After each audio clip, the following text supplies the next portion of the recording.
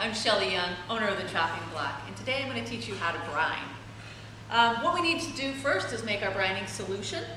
What I have here is 2 quarts of hot water, 1/2 cup of salt, and 1/4 cup of sugar.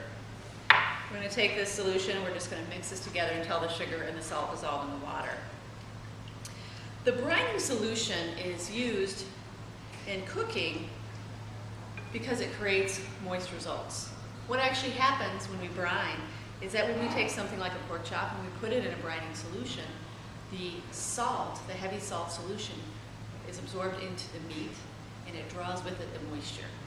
So in something like a pork chop, where we have difficulty with undercooking around the bone and overcooking in the meat, it brings in a lot of extra moisture so we can cook the pork a little bit more and not have it dry out. What we want to do after we make our brining solution is we want to cool this completely before we put it on the pork. We don't want to put hot water on the pork because that will start to cook it. So let this cool completely, put it on your pork.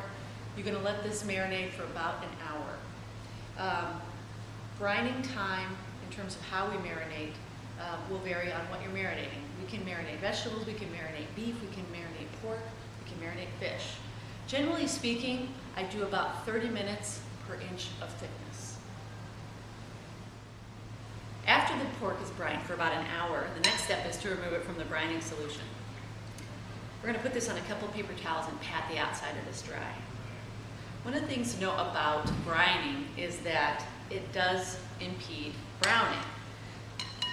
The way that I improve the results of that is by making sure that this is thoroughly dry on the outside. So by patting it dry with paper towels and also taking it and letting it sit out at room temperature for about 15-20 minutes, the exterior will start to dry out by doing that. And then I'm ready to cook it. And that's how you brine.